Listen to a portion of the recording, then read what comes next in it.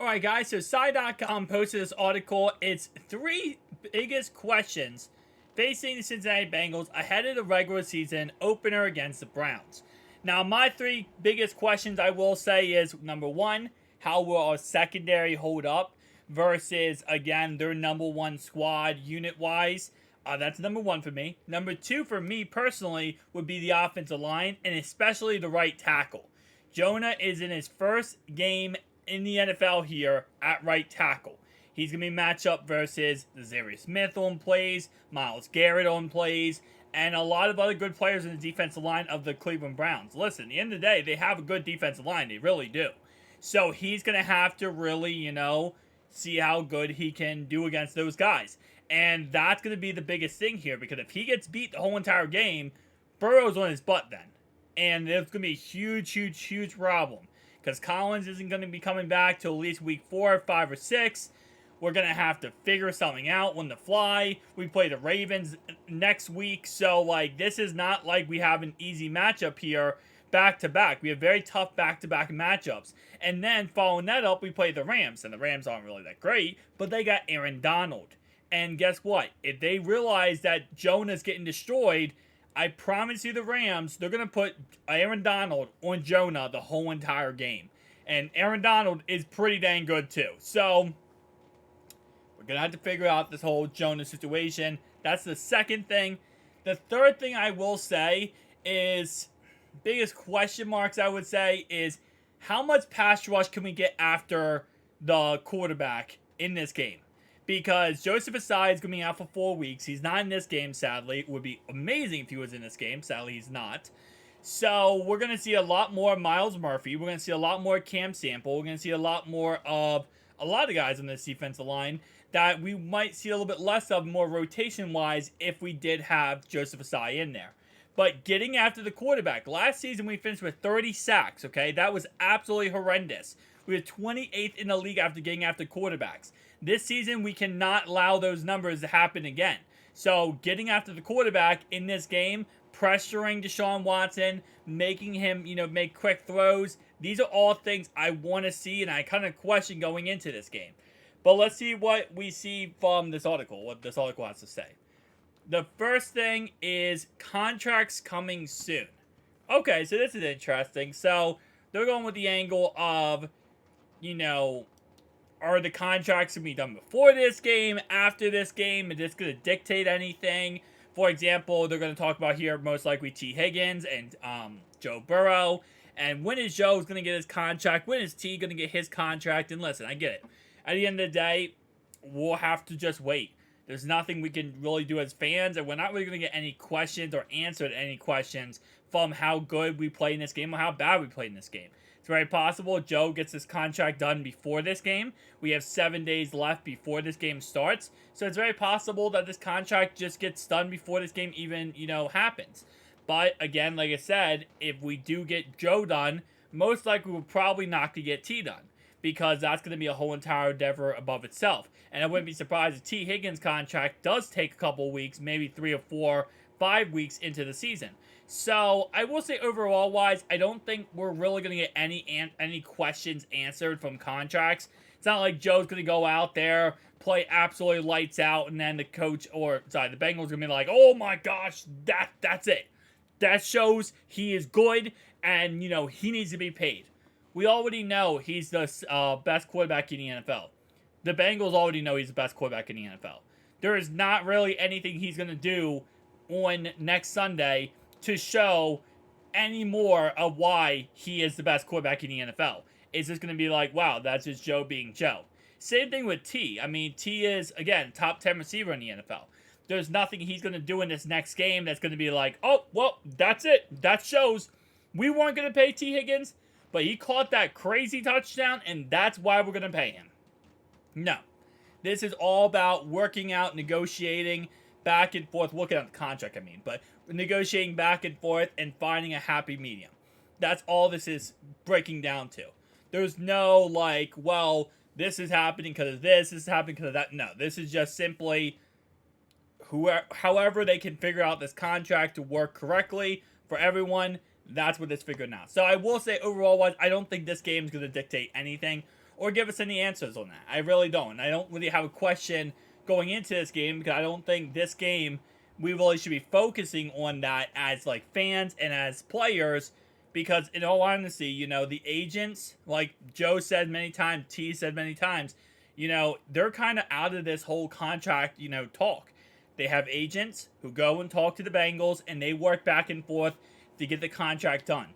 They're focused on their game. They're focused on, the Browns. They're focused on making the best plays and being the best player possible.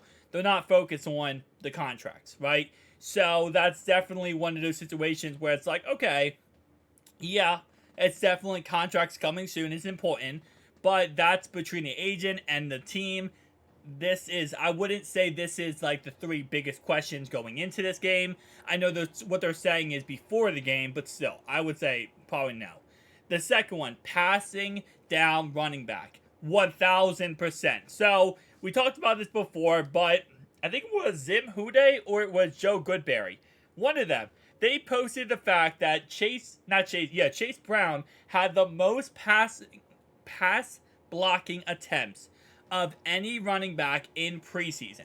Again, just for a key, breakdown here, if you take how many players are in preseason, 2,880 players, out of those said players, now keep in mind that every single player is a running back, okay, that's just logical here, but out of all those players, I would say maybe 1/5 are running backs, maybe 1/6, not 1/6, I would say probably like 1/12 are running backs, okay?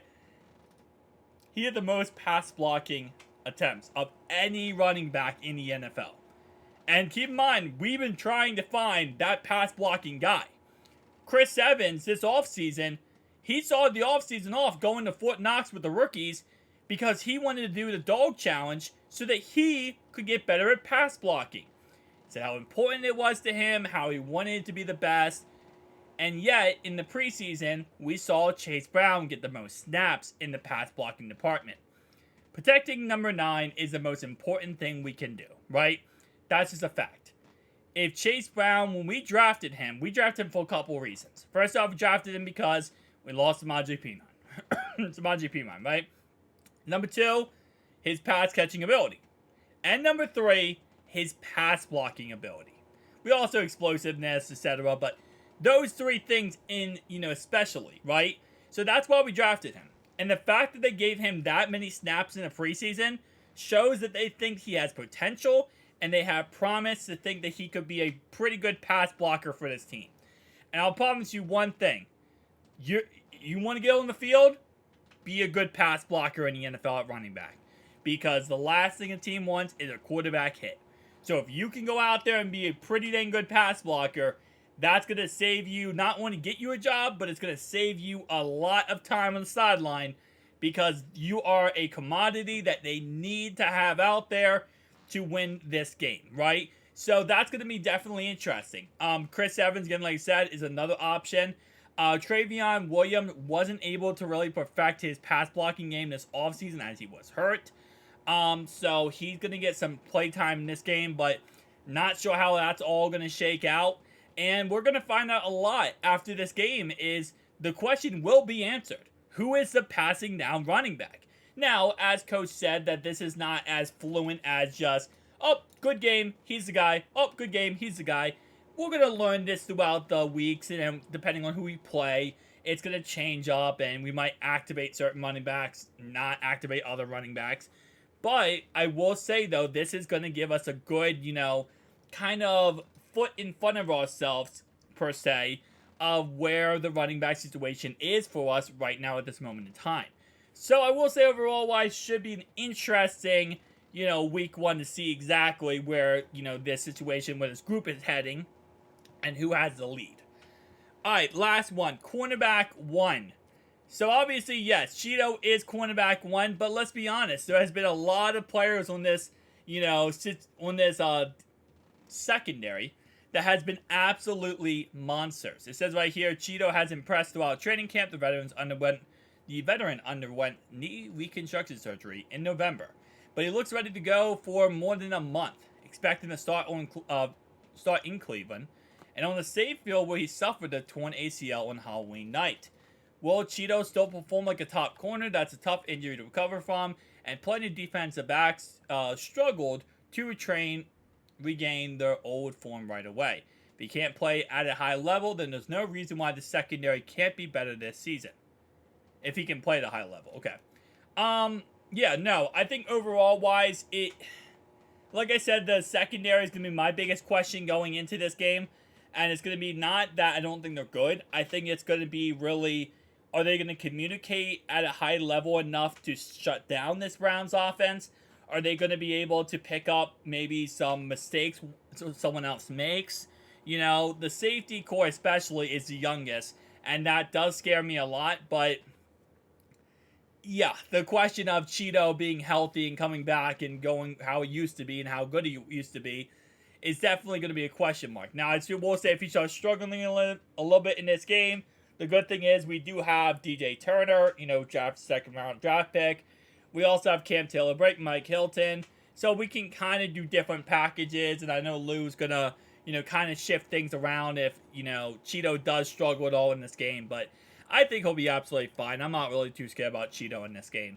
The last one is the offensive line strength, so kind of what I alluded to in my first question, and I think that is kind of the best way to put it. Now, they talk about how will Orlando Brown in free agency and moving Jonah Williams to right tackle, how would that pan out? Obviously, we have Capo's fully healthy now, Cordell Volson in another year. How is he going to play, with him being a younger guy at left guard against a really good defensive line? Again, there's so many questions going into this game on the offensive line, but I will say I'm very confident in this offensive line being able to protect Burrow. Orlando Brown's one of the best in the game. Volson, yeah, he's young, but he really showed this training camp preseason that he can play at a very high level. Not preseason much because he didn't play any snaps in preseason, but in training camp he showed he really is progressing and getting better. Obviously Teddy K is the father of this team. Look at him in the background. That's a Teddy K face for the set. That's a Teddy K face right there. But and then last but not least, Kappa. I think he's healthy now. He's back. Obviously there was an injury scare a tad bit in training camp, but he is fine now. So guys, tell me down below your thoughts and opinions. And again, keep in mind I will be live for this game, and we are going to be going absolutely crazy. Whodey.